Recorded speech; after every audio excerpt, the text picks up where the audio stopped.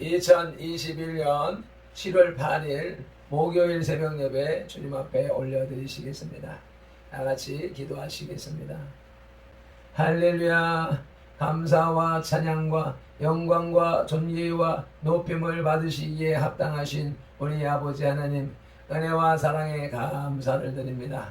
오늘도 새로운 날 한날을 허락하여 주셔서 이렇게 깨어나 살아나 주님의 온전에 나와 예배할 수 있는 예배자로 불러주셨기에 감사를 드립니다. 또 유튜브로 이 영상을 틀어놓고 각 처소에서 함께 예배할 수 있는 마음 주셔서 감사를 드립니다. 예배하는 첫 시간입니다. 오시옵소서. 성령님 사랑합니다. 오시옵소서. 성령님 환영합니다. 오시옵소서. 성령님 영접합니다. 오시옵소서. 성령님 우리의 마음 속에, 생각 속에, 육신 속에, 이 성소에, 이 성전에, 이 처소에 성령님을 영접하고 모셔드리오니 임재하여 주셔서 우리의 예배를 인도하여 주시옵시고, 성령으로 말씀하시고 성령으로 듣게 하시고 성령으로 깨달아 성령으로 이행할 수 있는 은혜까지 허락하여 주시고 인도하여 주시옵소서. 예배의 시종을, 하루 일과의 시종을 성령 하나님 앞에 의탁하오며 우리 주 예수 그리스도 이름으로 기도드리옵나이다. 아멘. 나같이 사도신경으로 신앙 고백 드리겠습니다. 전능하사 천지를 만드신 하나님 아버지를 내가 믿사오며 그 외아들 우리 주 예수 그리스도를 믿사오니 이는 성령으로 잉태하사 동정녀 마리아에게 나시고 본디오 빌라도에게 고난을 받으사 십자가에 못 박혀 죽으시고 장사한 지 사흘 만에 죽은 자 가운데서 다시 살아나시며 하늘에 오르사 전능하신 하나님 우편에 앉아 계시다가 저리로서 산자와 죽은 자를 심판하러 오시리라. 성령을 믿사오며 거룩한 공회와 성도가 서로 교통하는 것과 죄를 사하여 주시는 것과 몸이 다시 사는 것과 영원히 사는 것을 믿사옵나이다. 아멘. 찬송가 283장 나 속죄함을 받은 후 찬양 올려드리시겠습니다.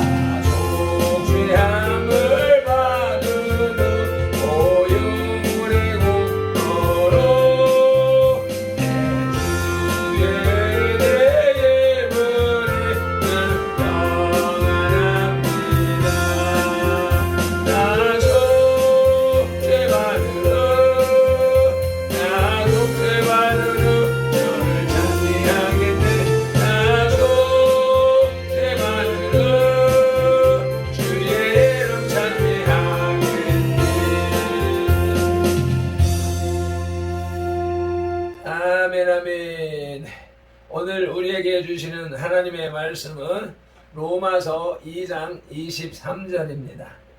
유대인과 율법이라고 하는 소제목이 붙어있는 6번째 단락입니다. 함께 한 목소리로 합독하시겠습니다. 율법을 자랑하는 내가 율법을 범함으로 하나님을 욕되게 하느냐. 아멘. 본문 23절에서는 21절에서 발생한 다른 사람을 가르치는 내가 내 자신을 가르치지 아니하느냐는 것과 똑같은 문제가 또다시 제기되었습니다. 과연 19절로 20절에 맹인의 길을 인도하는 자요 어둠에 있는 자의 빛이요 율법에 있는 지식과 진리의 모분을 가진 자로서의 조건에 대한 귀결이 21절에 가르치는 이냐 아니면 23절에 율법을 자랑하는 이냐는 것입니다. 물론 21절을 다룬 가르치는 자의 자세 부분에서 약간의 언급이 있었으나 오늘은 23절을 중심으로 그 진리를 파악할 필요가 있겠습니다. 또 중반절에 범함으로 라는 말은 곁으로 혹은 근처로 라는 말과 가다 라는 말의 합성어로서 정해진 기준을 넘거나 아니면 미달한 때에 사용하는 용어입니다.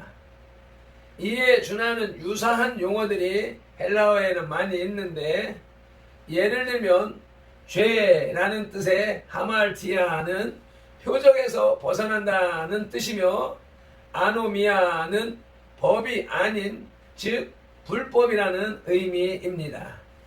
죄에 대하여서 말하기를 그 표적에서 지나치거나 부족한 것을 죄라 한다는 것입니다. 이러한 성경을 배경으로 유대인의 범죄상이라는 제목의 하나님의 말씀을 들으시겠습니다. 유대인들은 민족적으로 하나님께 선택을 받은 백성입니다. 그들은 수천 년 동안 이 하나님의 선택에 근거한 자부심을 가지고 살아왔습니다. 그러나 유대인들도 인간이며 이방인들과 마찬가지로 인간적인 결점을 지니고 있습니다. 바울 당시 유대인들은 선민의식을 지나치게 과시한 나머지 그들의 인간적 결점은 더욱 두드러지게 되었습니다. 그래서 오히려 하나님의 이름이 이방인 중에서 욕되게 되었습니다. 이에 바울은 본 로마서 2장 17절로 29절 사이에서 율법을 자랑하면서도 그 율법을 범함으로 하나님을 욕되게 한 유대인들을 책망하여 그들이 하나님 앞에 바로 서기를 촉구했습니다. 그것은 현대를 살아가는 우리에게도 동일하게 적용됩니다. 아멘. 바울이 책망한 유대인의 범죄상을 자세히 지오라마 비전함으로써 교훈을 얻고자 합니다. 유대인의 범죄상 그 첫째는 율법을 자랑한 유대인입니다. 23절 본문 초반에 율법을 자랑하는 내가 라고 시작합니다. 율법은 하나님께로부터 모세를 통해 이스라엘 백성들에게 주어졌습니다. 그것은 곧 아브라함과 맺은 언약을 성취하기 위한 행위 언약이었습니다.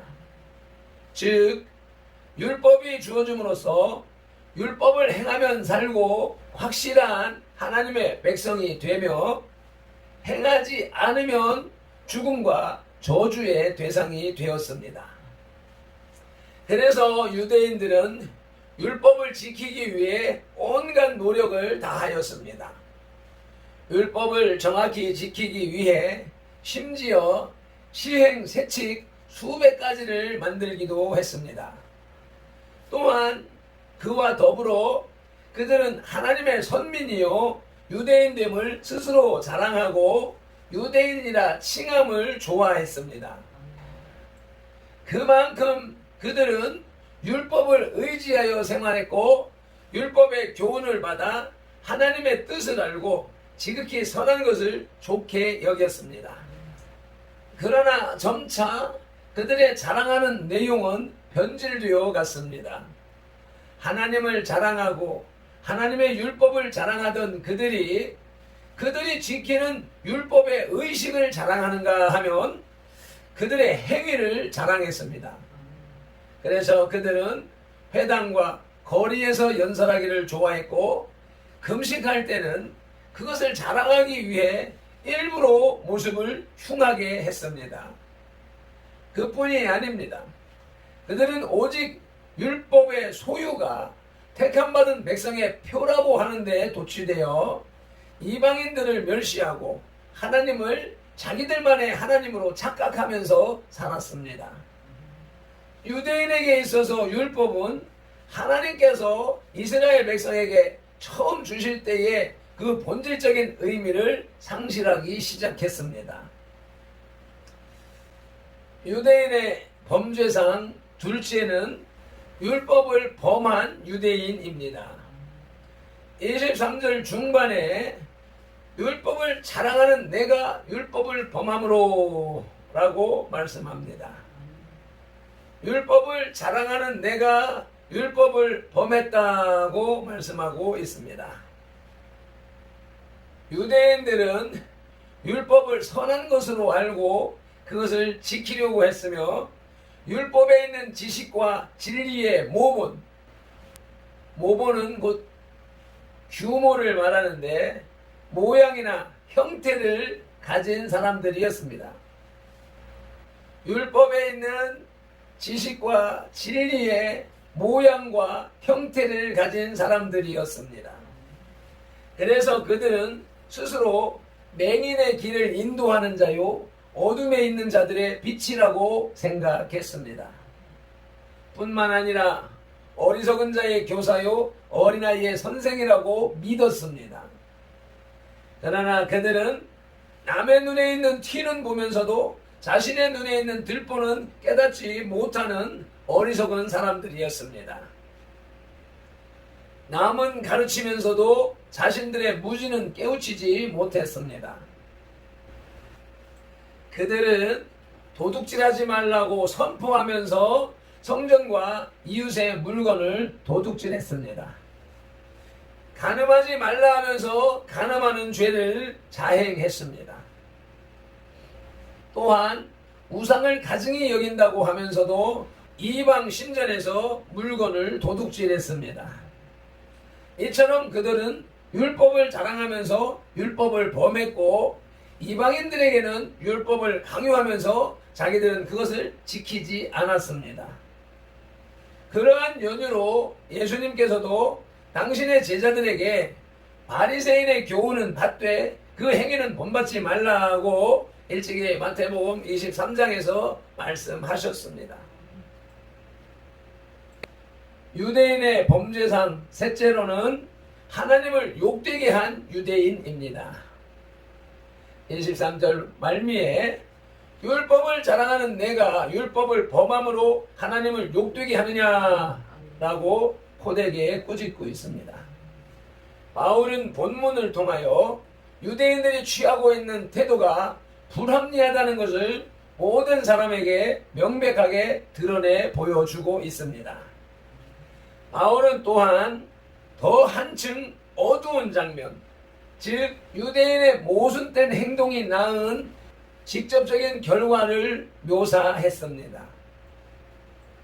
율법을 소유하고 있다는 사실이 유대인 자신들을 의기양양하게 행동하도록 했지만 그럼에도 그들은 그 율법을 그들의 발 아래에 짓밟아 버리고 그렇게 그 율법을 주신 분에게 치욕을 안겨 주었다는 것입니다. 하나님께서는 이스라엘 민족을 자기의 백성으로 선택하심으로써 그들로 하여금 하나님 당신의 이름과 영예를 지키는 자들이 되게 하셨습니다. 그리고 그들에게는 그 영광스럽고 거룩한 직분을 지켜 행하면 영원한 생명이 약속되었습니다.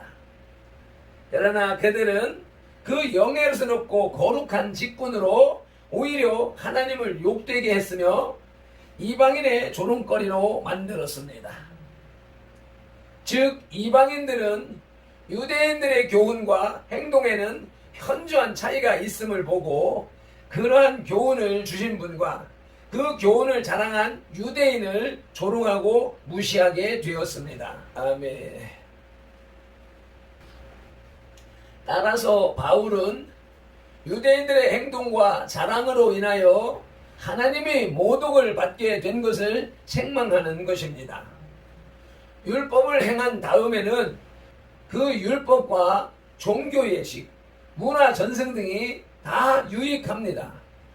그러나 율법 준수가 없다면 그에 따른 의식과 행위는 무의미합니다. 오히려 하나님을 모독하는 것이 되는 것이지요. 무릇 표면적 유대인이 유대인이 아니요 오직 이면적 유대인이 유대인이라고 28절로 29절에서 말씀하고 있습니다. 그런데 유대인은 그러한 진리를 망각함으로써 바울의 책망을 들을 수밖에 없었던 것입니다. 아멘. 말씀을 맺겠습니다.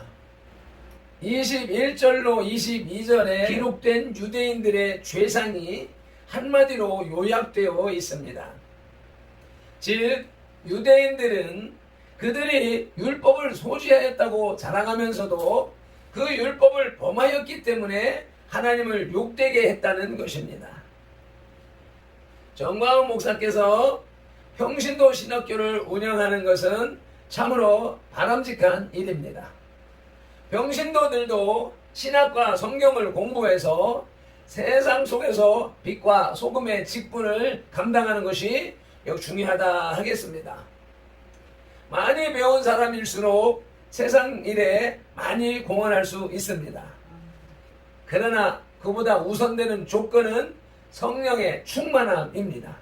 성령으로 인도받는 지식과 진리와 지식이 그러한 역사를 만들어내는 것이지 성령을 의지하지 않는다면, 예배가 소홀히 된다면, 기도하지 않는다면 아무리 큰 지식과 진리라도 그 행함으로, 삶으로, 열매로 결실할 수 없는 것입니다.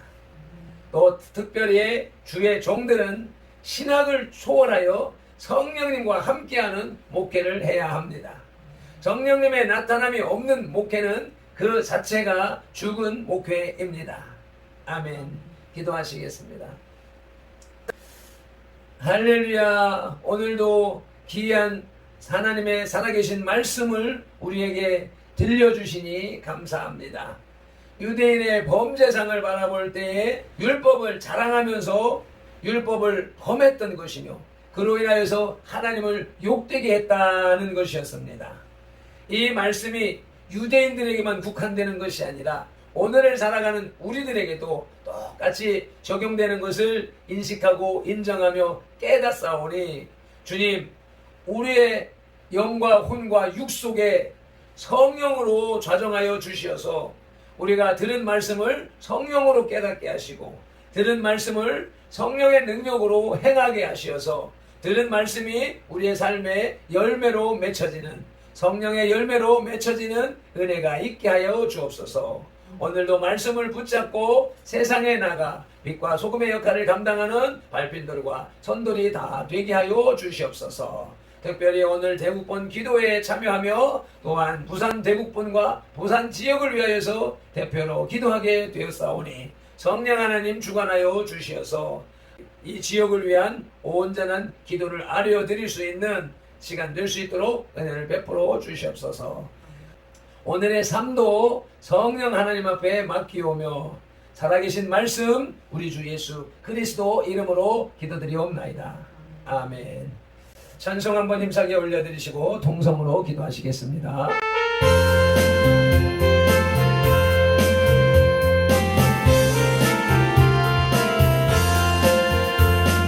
숙제함을 받으러 안 오는 니